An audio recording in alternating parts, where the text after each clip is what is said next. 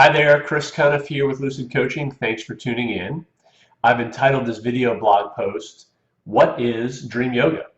And I wanted to take this opportunity to dive into my coaching practice a little bit deeper. You know, most people understand and think that I teach lucid dreaming since I call my business Lucid Coaching. And indeed, you know, that is a big part of it. But lucid dreaming is sort of like the neon sign I've got on the storefront, you know, come on in. I know it's sort of like a sexy topic. People are interested in lucid dreaming.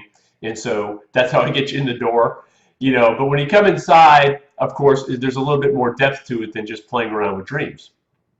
Dream yoga is the idea that just like in a sleep state dream, when you look at your environment, you think of it as a mental environment. After you've woken up, you look at the dream figures, you look at the places, the events that took place, and you can understand that you were actually in a mental environment, and that some of those mental environment items had, you know, symbolic meaning. Well, Dream Yoga says, well, let's look at physical life the same way. Let's consider the possibility that instead of being in a strictly physical environment, we're actually in a mental environment, and that the people, places, and events that happen to me in waking life, that these are actually reflective in nature. These are actually mental constructs as much as they are physical constructs, or maybe it's just another filter or way of looking at it. So, you know, in the Dream Yoga tradition, there's some recent books that have been written sort of describing it. This is a 1,000-year-old oral tradition from Tibet. Tenzin Wangyal Rinpoche, he has a great book, and he talks about the idea of when you get up in the morning to pretend that you're in your dream kitchen, to pour dream coffee into your mug, and to pour dream milk into your dream coffee, and to view things as being less solid as you normally think of them. And we have help in doing this from Western ideas, especially modern physics. You know, Einstein said, expressed the idea that reality is an illusion, albeit a very persistent one. And physicists understand that when I look at a table that seems to be rock solid, it's not actually solid. They know that this is made up of atoms, and those atoms are mostly empty space, and that the parts of the atom that we can try to think of as being somewhat solid are not really that solid at all. There are electrons spinning around, subatomic particles, dances of energy.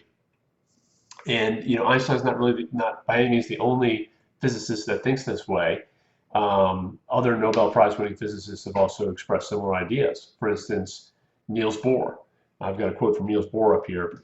He says, everything that we can call real is made of things that cannot be regarded as real. So in a way they're saying, not in the same language as the Buddhists use, but in a way they're saying, hey, things that appear solid are not really solid at all.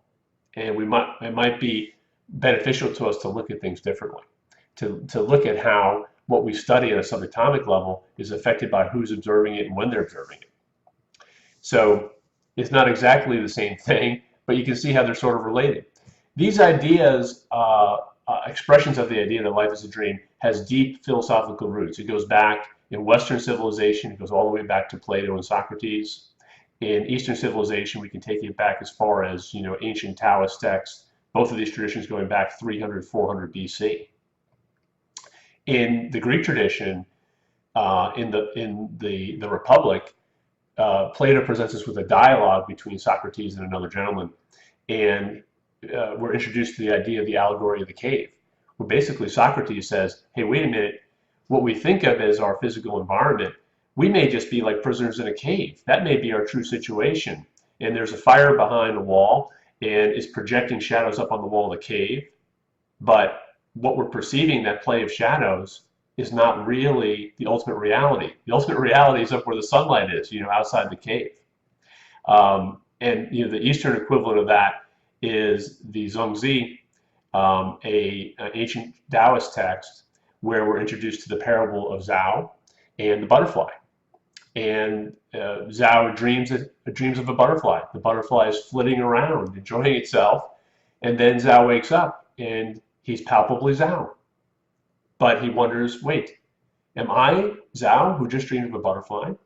Or am I the butterfly that is now dreaming of Zhao? How do I really know? How can I be sure which way this works? The idea in Western civilization is also rooted in a lot of our childhood nursery rhymes and childhood stories. you know, the classic, probably the most popular nursery rhyme there is, row, row, row your boat gently down the stream. Merrily, merrily, merrily, life is but a dream. So we get this sort of a lot of this in our childhood. You can see it in, you know, all Lewis Carroll's books, Alice in Wonderland and Through the Looking Glass. You see this idea introduced quite a bit there as well. We see it a lot in our modern movies, but it's something that we get a lot of in our childhood, and then we're sort of taught that we need to live in a more realistic world than something that's magical and dreamlike. And so when I teach dream yoga, I'm trying to say, no, it's the other way around. Look at your waking life as magical and dreamlike.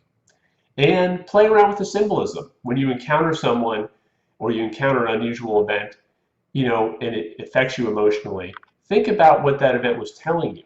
Interpret your day the same way you would go about interpreting a dream. And it's a fun thing to do. It's fun to play with. So in a nutshell, that's what I mean when I say dream yoga. And I've done a written counterpart to this post, and I have lots of different quotations from lots of different historic sources, and a lot of actually some new age sources as well. You know, for instance, some of the near-death experience literature is really interesting in this regard, because folks that have had that experience often report back that once they were on the other side, once they had woken up from their physical life into some other environment, that they looked upon the physical life as a dream. That was the only analogy that they could come up with to really put it in terms that they could explain. So thanks for tuning in. Check out the written post. If you are on YouTube, there's a subscribe button. If you want to hit that, you can get my future posts automatically. And I'll have another post for you next month. Thanks. Bye-bye.